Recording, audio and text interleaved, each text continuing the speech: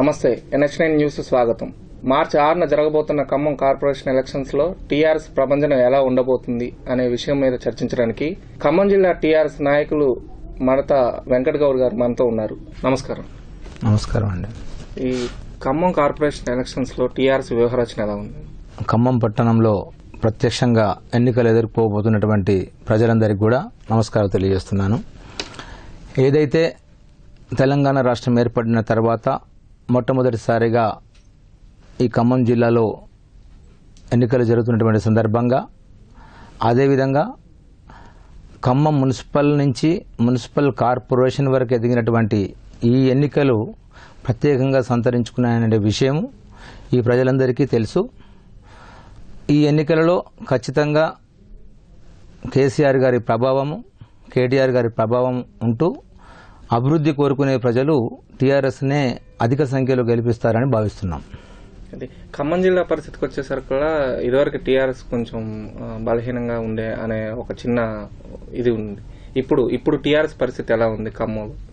వాస్తవానికి ఖమ్మం జిల్లాలో తెలంగాణ అనే పదం ఉద్భవించినటువంటి జిల్లా ఇది, ఉద్యమ గడ్డ ఇది. కమ్యూనిస్టులు ఎక్కువగా ఉండేటువంటి జిల్లా కాబట్టి ఇల్లందు అనే ప్రాంతంలో కొలిశెట్టి రామదాస్ గారు ఆయన నోటి నుంచి వచ్చినటువంటి వాక్య ప్రత్యేక తెలంగాణ అంశము. ఆ రోజు ఏర్పడినటువంటి తెలంగాణ ఉద్యమము వారందరికీ సింగరేణి కాలరీస్లో ఇతరత్ర ఉద్యోగాలు ఇవ్వడం మూలన అక్కడ అంతరించిపోయినటువంటి వాస్తవము. అదేవిధంగా కొత్తగూడెం ప్రాంతంలో ప్రత్యేకించి ఎన్కౌంటర్లు జరగడం వలన అప్పుడు ఈ యొక్క ఉద్యమం అణచివేత గురి కాబట్టి అప్పుడున్నటువంటి స్వార్థపూరితమైన నాయకులు రాష్ట్రంలో జిల్లాలో ఉండడం మూలాన తెలంగాణ యొక్క ఆ ఉద్యమము అణగారిపోయిందని చెప్పేసి, అణిగిపోయిందని చెప్పి చెప్పుకోవచ్చు మనం. అదే ప్రత్యేకించి ఇప్పుడున్నటువంటి దశలో ఈ 13 సంవత్సరాల ఉద్యమంలో ఖమ్మం జిల్లాలో ఎక్కడైతే 10 జిల్లాలు ఉన్నటువంటి తెలంగాణలో 9 జిల్లాల్లో ఉద్యమం ఎక్కువగా ఉన్నటువంటి విషయం ప్రజలందరికీ తెలుసు. మన ఖమ్మం జిల్లా వెనుక ఉన్నటువంటి సంగతి కూడా తెలుసు. ఎందుకంటే ఈ ప్రాంతంలో ప్రత్యేకించి ఇటు ఆంధ్రాకి, ఈస్ట్ వెస్ట్ గోదావరి జిల్లాలకు దగ్గరగా ఉన్నటువంటి ప్రాంతము.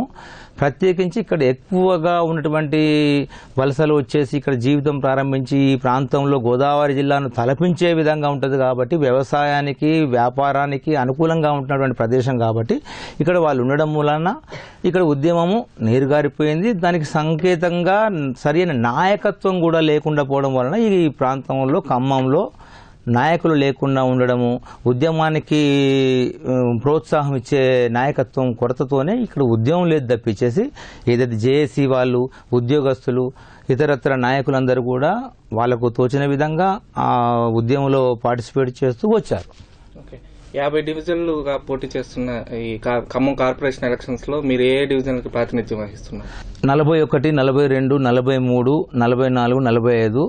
అదేవిధంగా గోపి అరుణ అనే పోటీ చేయబడే గౌడ కులస్తులకి సంబంధించి నేను గౌడ కులస్తుని కాబట్టి ఆ ఏరియాను ప్రత్యేకించి కూడా 6 డివిజన్లు ఇవ్వడం జరిగింది. అందులో లక్కీ ఫిగర్ నాది కూడా 6, అందుకని 6వ డివిజన్ కూడా తీసుకోవడం జరిగింది. అదేవిధంగా ఏవైతే ఈ 6 డివిజన్లకు సంబంధించి మా ఎమ్మెల్యే కోరం కనకయ్య గారు, అదేవిధంగా వారికి సహచర నాయకత్వం అందించే జిల్లా నాయకుడిగా, మున్సిపల్ ఎక్స్ వైస్ చైర్మన్గా నాకు ఉన్నటువంటి 30 సంవత్సరాల కాంగ్రెస్ పార్టీలో అనుభవం అన్నంత జోడించుకొని ఈ 6 డివిజన్లలో పనిచేసి గెలిపించాల్సిన బాధ్యత ఎమ్మెల్సీ అయిన బాలసాని లక్ష్మీనారాయణ గారు, జిల్లా మంత్రి, రాష్ట్ర మంత్రి వర్యులుగా ఉన్నటువంటి తుమ్మల నాగేశ్వరరావు గారు మాకు అప్పగించడం జరిగింది. ఆ విధంగా 6 డివిజన్లకు సంబంధించి ప్రత్యేకించి మళ్ళీ 6 డివిజన్లకు ఒక్కొక్క డివిజన్కి ఒక్కొక్క నాయకుడు ఇన్ఛార్జిగా ఉన్నారు. అదేవిధంగా బాలసాని లక్ష్మీనారాయణ గారు 5 డివిజన్లకు కూడా ఇన్ఛార్జిగా ఉన్నారు. ప్రత్యేకించి మమ్మల్ని ఆ యొక్క పనితీరు ఏ విధంగా ఉంది, ఆడ ఉన్నటువంటి విధానం ఏముంది, అక్కడ ప్రజలు ఏం కోరుకుంటున్నారు అనేది మనం తెలియజేసే బాధ్యతను, వాళ్ళకు మెరుగైన సేవలు అందించేందుకు నాయకత్వం ఏ విధంగా ఉందని తెలియజేసే బాధ్యతను మాకు అప్పగించడం జరిగింది. మేము పనిచేస్తున్నటువంటి 6 డివిజన్లలో ఖచ్చితంగా 5 స్థానాలు గెలుచుకునే దిశలో ముందుకు పోతున్నాం. 6వది కూడా గెలిచి మొత్తము తుమ్మల నాగేశ్వరరావు గారి ద్వారా ముఖ్యమంత్రి గారికి అందించిన లక్ష్యంతోనే పనిచేస్తున్నాము. మీకు ఇల్లందు ఎమ్మెల్యే కూనం కనకయ్య గారికి మంచి సాన్నిహిత్యం ఉంది.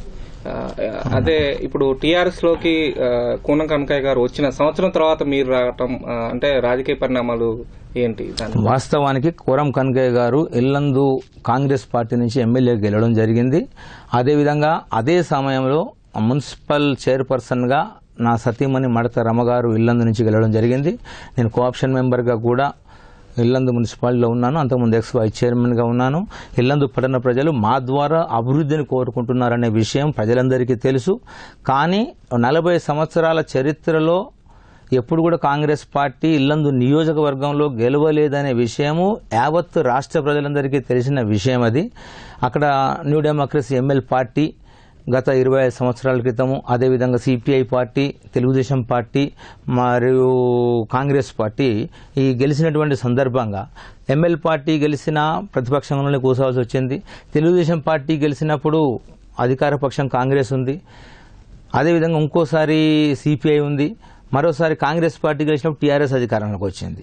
అంటే మనం ప్రజలకు ఏదో విధంగా అభివృద్ధి చేయాలి అనే ఉద్దేశంతో ప్రజలకు మనకు తెలియజేసి మనం ఎన్నికల్లో గెలిచినటువంటి సందర్భంగా మరి అభివృద్ధిని చూపెట్టాలంటే అధికార పార్టీ వైపు ఉంటేనే మేము అభివృద్ధి చేయగలమనే సంకేతం ప్రజల్లోకి ఇవ్వడం కోసం ఆ రోజు ఎమ్మెల్యే కనకయ్య గారు టీఆర్ఎస్ పార్టీలో ముఖ్యమంత్రి కేసీఆర్ గారు మమ్మల్ని ఆహ్వానించడం జరిగింది.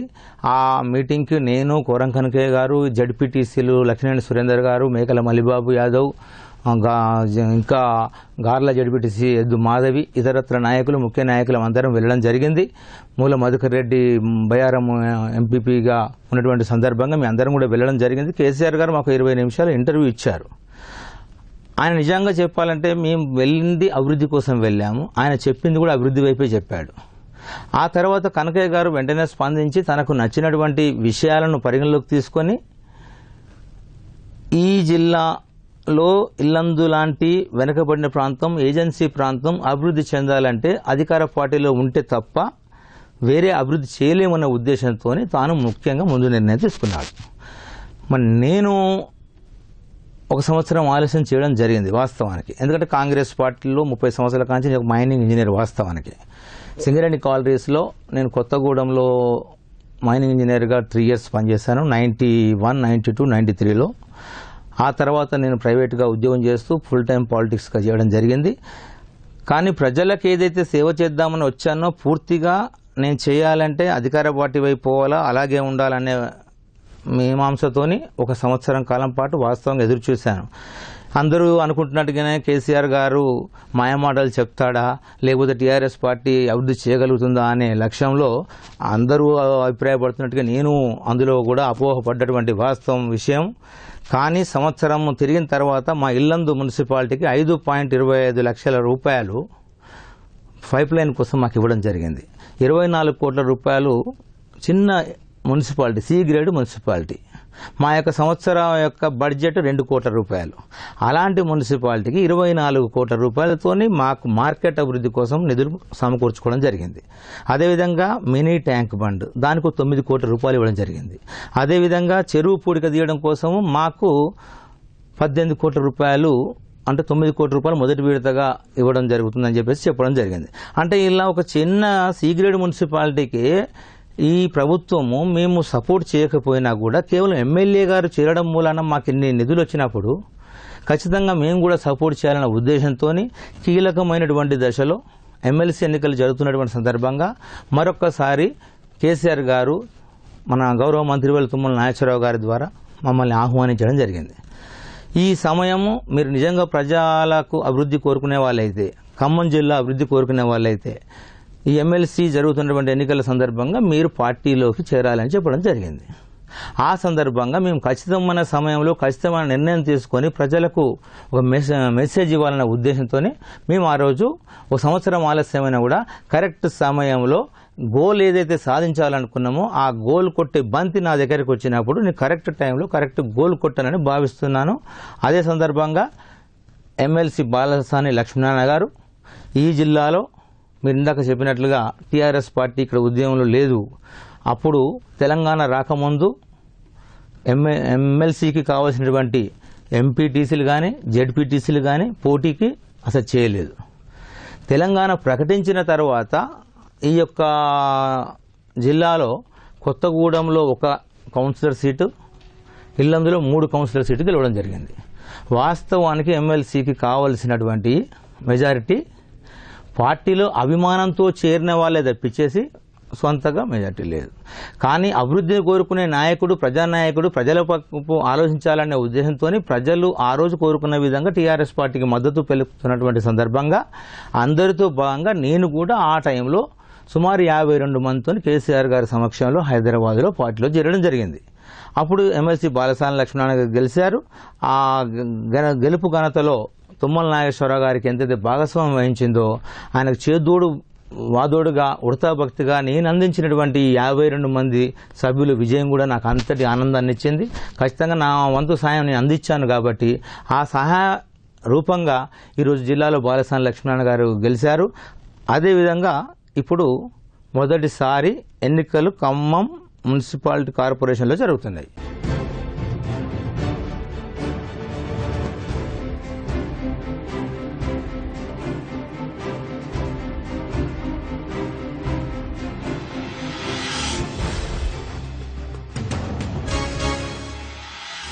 ఈ 50 డివిజన్ల అభివృద్ధి కార్యక్రమాలకి టీఆర్ఎస్ ఎలా కార్యాచరణ చేయబోతుంది, వ్యూహరచన ఎలా ఉన్నాయి? ఇప్పుడు ప్రజలు ఎంతో అడ్వాన్స్గా ఉన్నారు. చాలామంది వాట్సప్, ఫేస్బుక్లు, తర్వాత ఇతరత్ర సమాచార సాధనాలు, మీ టీవీ ద్వారా, మీడియాల ద్వారా, పత్రికల ద్వారా అందరూ చూస్తూనే ఉన్నారు. మనం చూస్తున్నట్లయితే నాటి ఖమ్మానికి నేటి ఖమ్మానికి ఎంత తేడా ఉందనేది మనమే బజార్కి వెళ్తే మనం గమనిస్తున్నాం. నాడు మన ఖమ్మం రోడ్లు ఎలా ఉండేటివి, నేడు ఖమ్మం కార్పొరేషన్ ఎన్నికలు జరగబోతున్న ముందే ఎలా ఉన్నాయి. ఇక ఖమ్మం కార్పొరేషన్ ఎన్నికలు జరిగిన తర్వాత టీఆర్ఎస్ పార్టీ అభ్యర్థులు గెలిచిన తర్వాత పార్టీ ప్రభుత్వం కలిసి ఏ విధమైన అభివృద్ధి చేస్తుందని చెప్పేసి ప్రజలకు ఒక సంకేతంగా మాత్రమే ఈ అభివృద్ధిని ఇచ్చడం జరిగింది. అదేవిధంగా ముఖ్యమంత్రి గారిని మనం చూసినట్లయితే నిజానికి మన ఖమ్మము రావడం ఆలస్యమైంది. మొన్న దఫా సమ్మక్క సారక్క జాతరల సందర్భంగా మన ఇల్లందు ఎత్తిపోతల పథకం, శ్రీరామ్ సాగర్, దుమ్ముగూడెం, రాజీవ్ సాగర్ ప్రాజెక్టులలో ఆ నీరు ఆంధ్రాకే ఎక్కువ పోతాయి కాబట్టి ఆ నీరు దుర్వినియోగం అవుతుంది కాబట్టి ఆ ప్రాజెక్టు ఇల్లందు ప్రాంతంలో ఉన్నటువంటి రోళ్లపాడులో కడితే ఖమ్మం జిల్లా మొత్తం సాగునీరు, తాగునీరు వస్తుందని 10 టీఎంసీల నీళ్లు మనకు ఆ దుమ్ముగూడెం రోళ్లపాడు ప్రాజెక్టు ద్వారా వస్తుంది. అంటే అదే దుమ్ముగూడెం, అదే రోళ్లపాడు ఈ 60 సంవత్సరాల ప్రభుత్వంలో, కాంగ్రెస్ ప్రభుత్వంలో రోళ్లపాడు ఉంది, అదే తెలుగుదేశం ప్రభుత్వంలో ఉంది. కానీ ఈ యొక్క కేసీఆర్ గారు ముందు చూపుతోని తనకున్నటువంటి అనుభవాన్ని మొత్తము జోడించుకొని ఇంజనీరింగ్ పరిజ్ఞానం కలిగినటువంటి అందరినీ క్రోడీకరించుకొని సమైక్యపరిచి మన తెలంగాణకు నీరు ఏ విధంగా ఇస్తే బాగుంటుంది, పైసలు తక్కువ ఖర్చుతో ఎక్కువ మందికి లాభం జరగాలంటే ఏ విధంగా ఉంటుంది అనేది ఆలోచించుకొని ఏదైతే ఇన్నాళ్ళు చూసినటువంటి రోళ్లపాడు, అదే రోళ్లపాడులో జిల్లాలో పాలేరు, వైరా,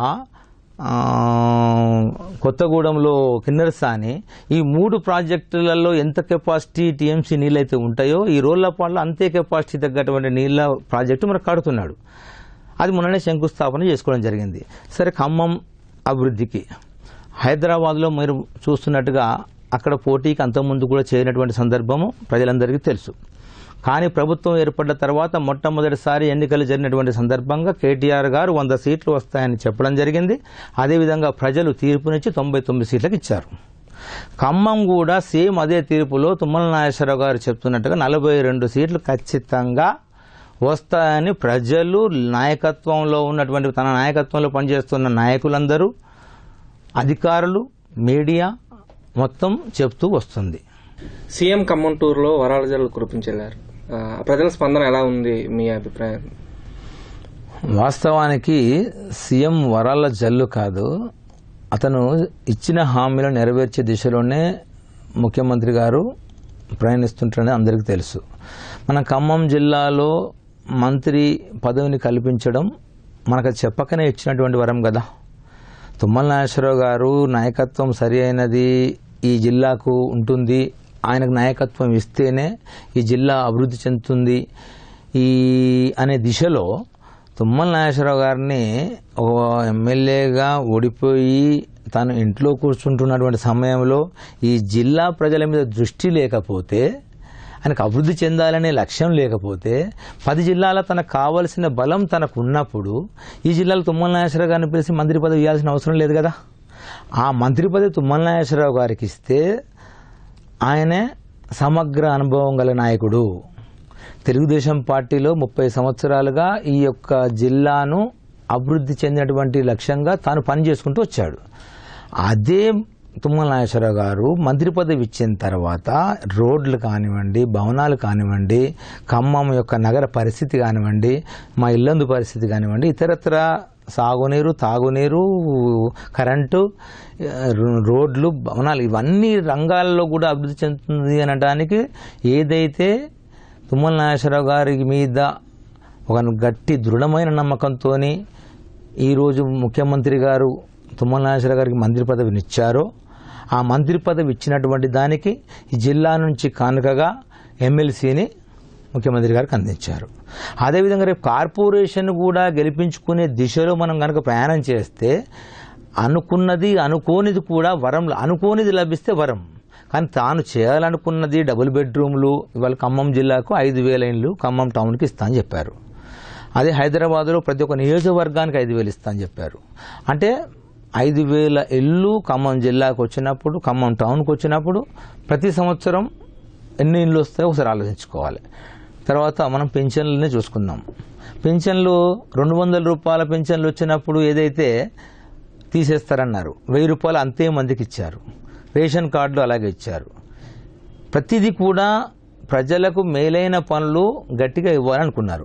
ఆ రోజు 70,000 రూపాయలు ఇందిరమ్మ ఇల్లు కింద ఇచ్చేటువంటి ఇవాళ డబుల్ బెడ్రూమ్ కింద మనకు ముఖ్యమంత్రి గారు 5,30,000 రూపాయలు ఇస్తున్నాడు.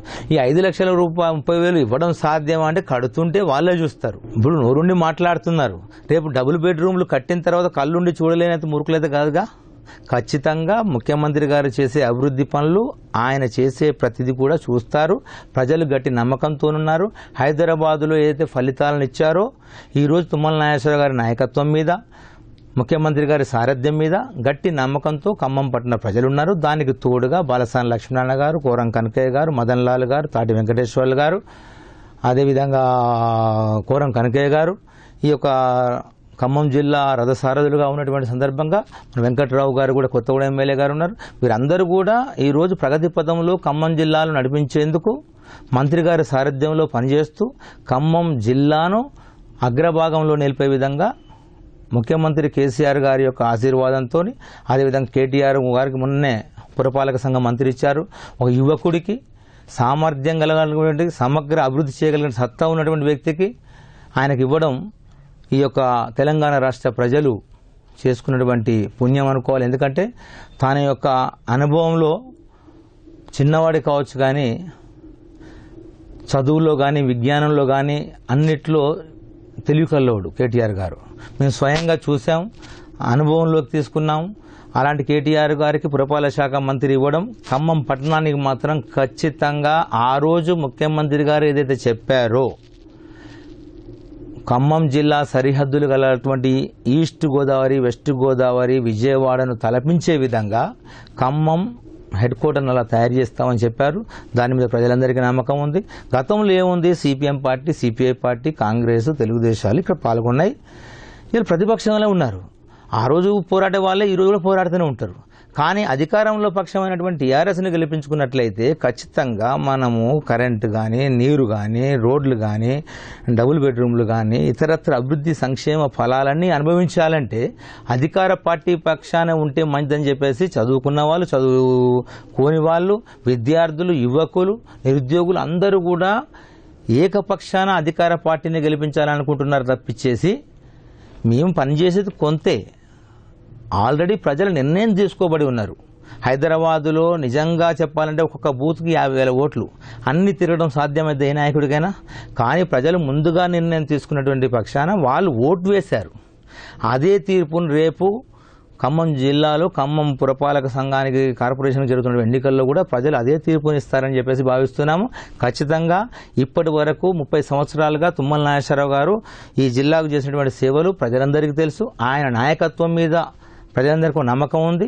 కేసీఆర్ గారు ఏదైతే ఆచితూచి అడుగులేసి ఈ జిల్లాలో టీఆర్ఎస్ పార్టీ వెనకడుగు ఉంది కాబట్టి ఎవరి నాయకత్వంలో అయితే జిల్లా అభివృద్ధి చెందుతుందని చెప్పేసి ఇచ్చారో, పార్టీ అభివృద్ధి కోరుకునే నాయకుడు అయితే ఎవరికొకరికి ఇచ్చేవాడు.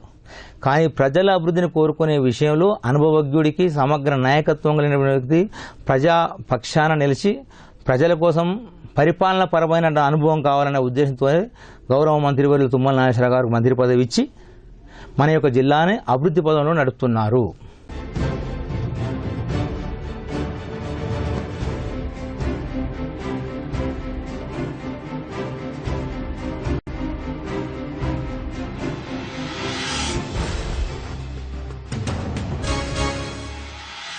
తెలంగాణ రాష్ట్రంలో అధికార పార్టీగా టీఆర్ఎస్ ప్రభుత్వం ఉంది.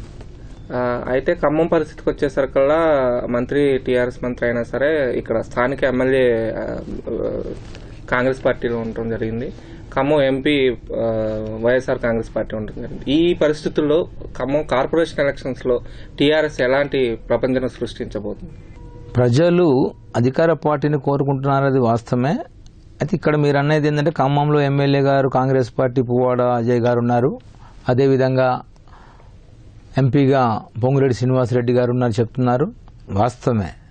కానీ ఆ రోజు జరిగినటువంటి పరిస్థితుల్లో తెలంగాణ ఇచ్చినటువంటి సందర్భంగా కాంగ్రెస్ పార్టీ అధికారంలోకి వస్తుందనే భావనతోని పువ్వాడ అజయ్ గారిని గెలిపించారే తప్పించేసి టీఆర్ఎస్ పార్టీ వస్తుందనే భావన కనుక ఉన్నట్లయితే ఖచ్చితంగా ఆ రోజు టీఆర్ఎస్ పార్టీ నుంచే గెలిచేవాళ్ళు. అదేవిధంగా ఏదైతే వైఎస్ రాజశేఖర రెడ్డి గారు తనయుడు జగన్మోహన్ రెడ్డి గారు స్థాపించినటువంటి వైఎస్ఆర్సీపీ పార్టీ సందర్భంగా ఎంపీ గారు పోటీ చేసినటువంటి మొట్టమొదటి ఎన్నికలు ఖమ్మం జిల్లాలో ప్రత్యేకమైన పరిస్థితులున్నాయి. వైఎస్ఆర్ గారు అంటే తీరని అభిమానం. ఏదైతే తెలంగాణ రాష్ట్ర సమితి ఈ జిల్లాలో ఎందుకు లేదో అనడానికి ప్రశ్నకు ఆన్సరు వైఎస్ఆర్సీపీ పార్టీ ఈ జిల్లాలో ఒక జిల్లాలోనే ఎందుకు ఎంపీగా గెలిచిందనే దానికి సమాధానం అని భావించవచ్చు. ఎందుకంటే ఈ ప్రత్యేకమైన తరహాలో ప్రత్యేకమైన కోణంలో ఖమ్మం జిల్లా ప్రజలు ఎప్పుడు ఆలోచిస్తారు. ఆ విధంగా వైఎస్ఆర్సీపీ వస్తుందన్న ఆలోచనతోని వైఎస్ఆర్ మీద ఉన్నటువంటి అభిమానంతో ఎంపీ శ్రీనివాసరెడ్డి గారు పోటీ చేస్తే ఆయనకు బ్రహ్మాండమైన మెజారిటీ కంటే తక్కువ మెజారిటీ ఇచ్చారు. వేరే జిల్లాల్లో 1,50,000, 2 లక్షలు, 3 లక్షలు శాతం తక్కువ మెజారిటీతోనే గెలవడం జరిగింది. అదేవిధంగా పువ్వాడ అజయ్ గారు వారి యొక్క నాన్నగారు ఈ యొక్క ఖమ్మం పట్టణంలో అనేక సందర్భాలుగా ఎమ్మెల్యే గెలిచినటువంటి సందర్భం ఉంది.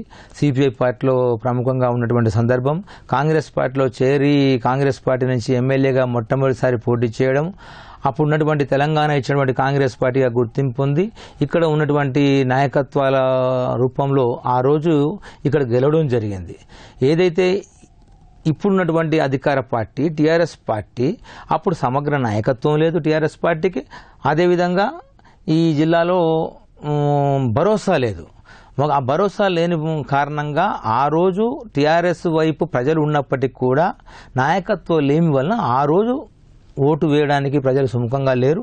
కానీ ఈరోజు చంద్రశేఖరరావు గారు చేస్తున్నటువంటి అభివృద్ధి పనులు, అదేవిధంగా కేటీఆర్ గారు చేస్తున్నటువంటి అభివృద్ధి పనులు, గౌరవ మంత్రివర్యులు తుమ్మల నాగేశ్వరరావు గారు సారథ్య బాధ్యతలు వహించి ఈ జిల్లాకు అభివృద్ధి చేయాలంటే సారథ్యం నేను వహిస్తానని చెప్పి ఆయన మంత్రిగా తీసుకొని ఈ జిల్లాను అభివృద్ధి చేసినటువంటి తీరు తెన్నులు ఇప్పుడు ఎమ్మెల్యే ప్రతిపక్షంలో కూర్చోవాలి, ఎంపీ గారు ప్రతిపక్ష పార్టీలో కూర్చోవాలి, వైఎస్ఆర్సీపీ పార్టీ వేరే రాష్ట్రంలో ఉంది, తెలుగుదేశం పార్టీ వేరే రాష్ట్రంలో ఉంది.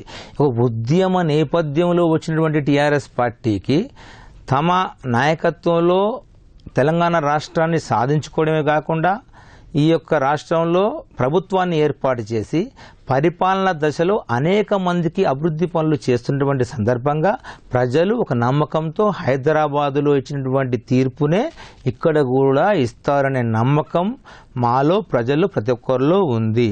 అదే మంత్రి గారు తుమ్మల నాగేశ్వరరావు గారు చెప్పినా, ఇప్పుడున్నటువంటి ఇన్ఛార్జిగా వచ్చినటువంటి ఉప ముఖ్యమంత్రి గారు మహమూద్ అలీ చెప్పినా, ఇతర నాయకులు ఎవరు చెప్పినా కూడా ప్రతిపక్షాన్ని ఎప్పుడు ప్రజలు కోరుకోరు. ప్రజలు ఎప్పుడు కూడా అభివృద్ధి ప్రజల కోసము ప్రభుత్వాలు ఏర్పడితే ప్రభుత్వం నుంచి లబ్ధి పొందాలనుకుంటారు, కానీ మనం పోయి వెనక సీట్లో కూర్చుందాం అనుకుంటారా?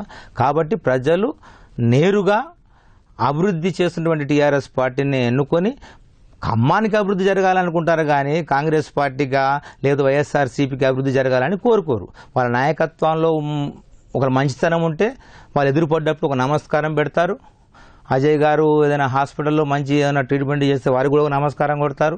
అదే సీటు విషయానికి పోతే సీట్ లేదా ఇలా డబ్బులు లేకుండా డొనేషన్ లేకుండా సీట్ అయితే ఇవ్వరు, కానీ ట్రీట్మెంట్ విషయంలో ఎప్పుడైనా సహకారం చేస్తే నమస్తే పెడతారు. కాబట్టి అజయ్ గారికి కానీ లేకపోతే ఆయనకు గౌరవంగా ఉన్నటువంటి సందర్భంగా ఈ ప్రజలిచ్చే తీర్పును బట్టి రేపు వాళ్ళు కూడా టీఆర్ఎస్ పార్టీలో చేరినా ఆశ్చర్యపోవాల్సిన పని లేదని చెప్పేసి ఈ సందర్భంగా చెప్పక తప్పదు.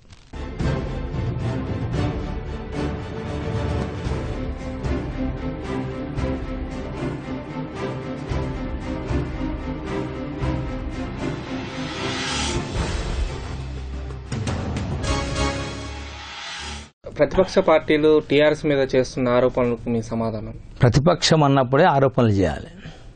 వాళ్ళు ప్రతిపక్షం అన్న ఆరోపణలు చేయకుండా కేసీఆర్ గారు మంచి పనులు చేస్తున్నారు, తుమ్మల నాగేశ్వరరావు గారికి మంత్రి పదవి ఇచ్చి బేస్ అని చెప్పేసి వాళ్ళంటే వాళ్ళకు రేపు కూర్చునే సీటు కూడా వేరే వాళ్ళు లాక్కుంటారు.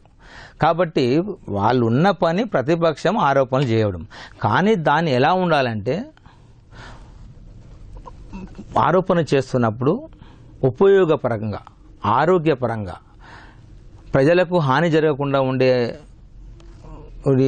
చేస్తే బాగుంటుంది. ఎందుకంటే ప్రతిదీ మనము వెంకటరామయ్య కథల్లాగా చెప్పుకుంటూ పోతే ప్రజలు మనల్ని చెదరించుకునే రోజు వస్తుంది. ఏదైతే ప్రజలు ఈరోజు నాయకులను మీరు పార్టీకి వెళ్ళండి, ప్రజల వైపు ఉన్నటువంటి పార్టీని సమర్థించండి అని చెప్పేసి ప్రజలు వెంట పడితే నాయకుడు టీఆర్ఎస్ పార్టీలో చేరుతున్నారు తప్పించేసి నాయకుడు తమంతట తాముగా టీఆర్ఎస్ పార్టీలో చేరట్లేదు. ఉదాహరణకి 4 సీట్లు ఉన్నటువంటి ఖమ్మం జిల్లాలో 313 పైచిలుకు స్థానాలకు చేరిందంటే ప్రలోభాలకు సాధ్యమైద్దా? ఒక గెలిచినటువంటి ప్రజాప్రతినిధి ప్రజలకు అభివృద్ధి చేయాలనే తపనతోని వెళ్తున్నాడే తప్పించేసి నేను పని చేసుకోవాలి, నాకు ఆ సీటు కావాలి. మనం ఉదాహరణకి ఒక బస్సులో సీటు కావాలంటేనే తపన పడి ముందుకెళ్ళి ఒక ఖర్చు వేసుకొని వస్తున్నాం. దేనికి వేసుకొని వస్తున్నాము అంటే మనకు ఆ సీటు లభించాలి, అట్నే అభివృద్ధి చెందాలి. నన్ను ప్రజలు గెలిపించారు, ప్రజలకు నేను సమాధానం చెప్పాలి. కాబట్టి నేను ప్రతిపక్షంలో కూర్చొని అక్కడ అధికార పక్షం వాడు తింటూ కూర్చుంటే వాడు పక్క ఊరికి పైప్ లైన్ వచ్చింది, పక్క ఊరికి రోడ్డు వచ్చింది, పక్క ఊరికి భవనం వచ్చిందని చెప్పుకుంటూ నీకెందుకు రాలేదురా అంటే నా పార్టీలో చేరలేదు కాబట్టి పోలేదు అనేది కాదు కదా. ప్రభుత్వం వైపు పోవాలి, ప్రభుత్వాన్ని అడగాలి. ప్రభుత్వంతో మనం లబ్ధి పొందాలంటే ప్రభుత్వాన్ని సమర్థించక తప్పదు. ఒక విజ్ఞానవంతుడిగా ఒక మైనింగ్ ఇంజనీర్ చదువుకొని 30 సంవత్సరాల అనుభవంలో చేయలేనటువంటి పనులు ఒక ముఖ్యమంత్రి చేస్తుంటే చెవులుండి వినలేక కాళ్ళుండి పేపర్ చదువుతున్నాం, మీడియా చూస్తున్నాము, యూట్యూబ్లలో, ఫేస్బుక్లలో, వాట్సాప్లో చూస్తున్నాము. ప్రజలు ఈరోజు చిన్న తప్పు చేస్తే వాట్సాప్లో పెట్టేసి మనల్ని ప్రశ్నించే రోజులు ఇవి. అలాంటి రోజులలో మనం చదువుకొని ఉండి జ్ఞానవంతులుగా ఉండి కూడా ప్రజలకు మనం తెలియజేసి అభివృద్ధి వైపు నడిపించాలనే తపనతోని మాత్రమే ఇలా ఖమ్మంలో ప్రచారం చేస్తున్నాము. ఖచ్చితంగా వాళ్ళు కాంగ్రెస్ పార్టీలో ఉండనివ్వండి, వైఎస్ఆర్సీపీలో ఇవ్వండి, సిపిఐ సిపిఎంలో ఉండనివ్వండి, భయభ్రాంతులకు గురి చేసి ఎన్ని రోజులు కూడా మనం లబ్ధి పొందలేము. ప్రజలకు సరి అయిన న్యాయం ఓకే, ఆయన డబుల్ బెడ్రూమ్ ఇల్లు కట్టిస్తా అంటున్నాడు, లేకపోతే పింఛన్లు ఇస్తా అంటున్నాడు, కళ్యాణ లక్ష్మి ఇస్తున్నట్టున్నాడు, గురుకుల విద్యాలయం ఇస్తున్నట్టున్నాడు. ఇవన్నీ చేయకపోతే నిలదీయండి. ఆ నిలదీసే హక్కు ప్రతిపక్ష పార్టీలుగా సిపిఐ సిపిఎం కాంగ్రెస్ బీజేపీ తెలుగుదేశాలకు ఎప్పటికీ ఉంది, ఈ రోజు కాదు. మీరు నిరంతరం ప్రతిపక్ష వాసులుగానే ఉంటారు. ఖచ్చితంగా ఆ ప్రతిపక్షంగా కూర్చొని మీరు ప్రశ్నలు చేయండి, పోరాటాలు చేయండి. చేస్తానని చెప్పినటువంటి కేసీఆర్ కానివ్వండి, ఇస్తానని చెప్పినటువంటి తుమ్మల నాగేశ్వరరావు గారివ్వండి, ప్రభుత్వము పైచెలకు ఏవైతే లబ్ధికి చెందేందుకు ప్రజలకు చేరతాయన్నటువంటి పథకాలు చేరకపోతే ఖచ్చితంగా నిలదీయండి. దానికి ఎప్పుడు కూడా పార్టీ తరఫున, ప్రజల తరఫున, ప్రభుత్వం తరఫున సిద్ధమే. రాజకీయ నాయకుడిగా కాకుండా వెంకట్ గౌడ్ గారిని మేము ఎలా ఊహించుకోవచ్చు? వాస్తవానికి నేను మైనింగ్ ఇంజనీర్ చదువుకున్నాను, ఓ స్పోర్ట్స్ మెన్. నేను రాజకీయాలలోకి స్టూడెంట్గా ఉన్నప్పుడు గతంలో తెలుగుదేశం పార్టీ రానప్పుడు ఈ జిల్లాలో మనము రాజకీయ చురుకుదనం విద్యార్థుల నుంచి వచ్చేది. Students unions SFI, ASF, NSUI, youth Congress, ABVP, RSU ఇలా అప్పుడు అన్నీ ఉండేటివి. నేను కూడా పక్కాగా ఎస్ఎఫ్ఐలో పనిచేశాను, ఏఎస్ఎఫ్లో చేశాను. అంటే కమ్యూనిస్టు భావాలు కలిగినటువంటి వ్యక్తిని ఆ రోజులలో కూడా. కానీ ప్రజలకు నిరంతరం పనులు చేయాలంటే అధికారం అనేది ఉంటుంది కాబట్టి తర్వాత ఎన్ఎస్ఏలో చేరడం జరిగింది. ఆ తర్వాత విద్యార్థి దశ నుంచి ఇంజనీరింగ్ చదువుకున్నాను. ఇంజనీరింగ్ తర్వాత కొత్తగూడెంలో నాకు మైనింగ్ సింగరేణి కాలేజ్లో ఉద్యోగం వచ్చింది. ఆ ఉద్యోగంలో కూడా నేను 4 జిల్లాల వ్యాప్తంగా సింగరేణి కాలేజ్లో ఎక్కువ ఇమిడేమట్టి మన రామగుండము, బెల్లంపల్లి, భూపాలపల్లి, కొత్తగూడెం, ఇల్లందు, మనుగూరు ఇలా మైన్స్ ఉంటాయి. ఈ మైన్స్ పరిధిలో జరిగినటువంటి ఎగ్జామ్ రాష్ట్ర వ్యాప్తంగా జరిగితే ఫస్ట్ ర్యాంకర్గా నేను సెలెక్ట్ కావడం జరిగింది. ఆ తర్వాత స్పోర్ట్స్ మెన్గా కూడా నేను కోల్ ఇండియా సెలెక్ట్ కావడం జరిగింది. 3 ఇయర్స్ మాత్రం సింగరేణి కాలేజ్లో నేను ఉద్యోగం చేశాను. ఆ తర్వాత మాత్రము స్వేచ్ఛగా ఒకరి కింద పనిచేసే లక్షణాలు నాకు లేవు. ఖచ్చితంగా నేనంటూ ఒకరికి చేయాలి అనే ఉద్దేశంతో ఫుల్ టైం రాజకీయాల్లోకి రావడం జరిగింది. రాజకీయ నాయకులు కుటుంబ సభ్యులతో అనుబంధం మిస్ అయిన ఫీలింగ్ ఉంటుంది. అలాంటి సందర్భాలు మీకేమైనా? వాస్తవానికి రాజకీయాలకు వచ్చే ముందే ప్రజలే ఒక కుటుంబంగా మెదలాలన్న ఉద్దేశంతోనే రాజకీయాల్లోకి వస్తారు. అయితే వాస్తవంగా మీరు అనుకుంటున్నటువంటి క్వశ్చన్కి నా కుటుంబంలో మాకు 3 అక్కలు, 3 అన్నలు, నేను, నా సతీమణి. మాకు పిల్లలు కూడా లేరు. వాస్తవానికి నాకు పిల్లల్ని మిస్ అవుతున్నాము లేదా ఇంకోటి అనేది ఎప్పుడు అనిపించలేదు. కానీ ఏదైతే ఈ భ్రూణ హత్యలకు అమ్మాయిలను గర్భంలోనే చంపుతున్నారనే ఉద్దేశంతో నాకు గత సంవత్సరం ఒక ఆలోచన వచ్చి ఒక అమ్మాయిని సాదుకోవాలనే ఉద్దేశంతో మా కుటుంబంలోకి ఒక అమ్మాయిని దత్తత తీసుకొచ్చేసి మేము దత్తతగా స్వీకరించి అమ్మాయిని పెంచుకుంటున్నాం. అదేవిధంగా సరే ప్రజలు, కుటుంబంలో మనల్ని ప్రోత్సహించేవారు ఉన్నప్పుడే రాజకీయాల్లో మనం పైకి రాగలుగుతాం. అది సతీమణి కావండి, తల్లి, తండ్రి, అక్క, చెల్లి అన్న ఎవరైనా కానివ్వండి. ఉదాహరణకి మొన్న రహమత్ నగర్ ఎన్నికల్లో నాకు భాగస్వామ్యంగా ఇన్ఛార్జిగా ఇచ్చినప్పుడు మా ఎమ్మెల్యే కోరం కనకయ్య గారితో విడదీయలేని బంధం ఉన్నప్పుడు మా ఇద్దరికి ఒక డివిజన్ మొత్తం ఇన్ఛార్జిగా ఇచ్చారు. ఆ ఇన్ఛార్జిగా ఇచ్చినప్పుడు అది ఓడిపోయే డివిజనా లేకపోతే ఇంకో డివిజనా అని ఆలోచించకుండా అక్కడ పనిచేస్తున్నాము. ఆ సమయంలో నా సొంత సోదరుడు నెక్కొండలో, వరంగల్ జిల్లా నెక్కొండలో అక్కడ మరణించడం జరిగింది. నేను మొదటి రోజు కార్యక్రమం, 3వ రోజు కార్యక్రమం, 5వ రోజు కార్యక్రమం ఇలా వస్తూ ఆడ కార్యక్రమాలు చూసుకుంటూ గెలిపించే దిశలో ప్లానర్గా నాకు మంచి నేమ్ ఉంది. ఆ నేమ్కు తగ్గట్టుగా పని చేసుకుంటూ వచ్చాను. అయితే అదే రోజు 5th డే నేను వెళ్తుంటే నాకు గట్కేశ్వర దగ్గర మేజర్ యాక్సిడెంట్ అయింది. ఆ యాక్సిడెంట్లో నేను యాక్సిడెంట్ అయిందంటే టైర్ బరస్ట్ అయింది, డివైడర్ ఎక్కింది, కాలువను తన్ని రోడ్డు సైడ్ లెఫ్ట్ సైడ్ బండి వచ్చేసింది, 2-3 వెహికల్స్ దాటిపోయినాయి. నాకు ఎటువంటి దెబ్బ తాకుండా భగవంతుడు, ప్రజల ఆశీర్వాదము నా వైపు ఉంది కాబట్టి నాకు ఎలాంటి యాక్సిడెంట్ జరగకుండా బయటపడడం జరిగింది. అయితే ఆ జరిగిన 3 నిమిషాలని మర్చిపోయాను. నెక్స్ట్ తుమ్మల నాగేశ్వరరావు గారు మీటింగ్ రహమత్ నగర్ డివిజన్లో ఉంది. ఆ మీటింగ్ని కంపల్సరీ అటెండ్ కావాలి. ఇమ్మీడియట్లీగా బండి ఎక్కిచ్చాను, పోలీసు వాళ్ళకి బండి ఒప్పి చెప్పని మళ్ళీ పోయి ఆ మీటింగ్ నేను అటెండ్ చేసి నా యొక్క నాయకత్వంలో తుమ్మల నాగేశ్వరరావు గారి మీటింగ్ అక్కడ ఏర్పాటు చేయడం జరిగింది. అంటే కుటుంబము కావాలనే దాని విషయంలో రావడం జరుగుతుంది. ప్రజల కోసం తప్పనిసరి ఇచ్చిన బాధ్యతను నెరవేర్చినప్పుడే మనం సత్ఫలితాలను ఇస్తుందనే ఉద్దేశంతో మనకు అదొక ఉద్యోగం అనుకోవాలి. ఇది కుటుంబం అనేదేమో ప్రేమ, ఉల్లాసం, ఆప్యాయతలకు సంబంధించింది. యాక్చువల్లీ ఈ రెండింటికంటే ముఖ్యమైనది స్నేహం. నేను ఇంతకాలము నెక్కొండ, వరంగల్ జిల్లాలో నేను వాసనైనప్పటికీ, ఖమ్మం జిల్లా ఇల్లందులో నివసిస్తున్నప్పటికీ ఆనాటి నుంచి ఇప్పటి వరకు నాకు ఖచ్చితంగా 50 సంవత్సరాలు ఉన్నాయి. ఈ 50 సంవత్సరాల్లో నాకు ఆప్తులు, మిత్రులు నా సెల్ ఫోన్లో 3000 మంది స్నేహితులే ఉంటాయి. అంటే నాకు స్నేహితులు అమితంగా ఉంటారు. వారి యొక్క సలహా సూచనల మేరకు రాజకీయాల్లో కానీ ఇతరత్ర ఏ రంగాల్లో అయినా కూడా నాకు సలహాదారులుగా వాళ్ళే ఉంటారు. ఎప్పుడు కూడా నాకు కుటుంబం కంటే మిన్న స్నేహితులు, స్నేహితుల కంటే మిన్న ప్రజలు. ఈ విధంగా నడుచుకుంటూ పోతున్నాను. గౌరవమైనటువంటి మనం పదవిలో ఇంతవరకు అంటే పెద్ద పదవిలో కూర్చోలేదు. ఇప్పుడు ఉన్నటువంటి పదవులకు మాత్రము కుటుంబంతో మొదలగలుగుతున్నాం, ప్రజలతోనే టైం ఇవ్వగలుగుతున్నాం. మీకు ఇష్టమైన సినిమా? సినిమా అంటే యాక్చువల్ సినిమా రంగమే ఇష్టం ఉండే. సినిమా కాదు, సినిమా రంగమే ఇష్టం ఉండే. నాకు 95లో నా మిత్రుడు శ్రీనివాస్ రెడ్డి గారితో కలిసి ఒక సినిమా కూడా తీసాము, 2 సినిమాలు తీసాము. ఆలీబాబా అద్భుత దీపము, ఆలీగా హీరోగా, అప్పుడు ఆ మధ్యలో ఆలీ హీరోగా చాలా వెలుగులోకి వచ్చాడు. ఆ టైంలో ఆలీ గారితోని ఆలీబాబా అద్భుత దీపం తీసాము. ఆ తర్వాత అక్కుం బక్కుం సినిమా తీసాము.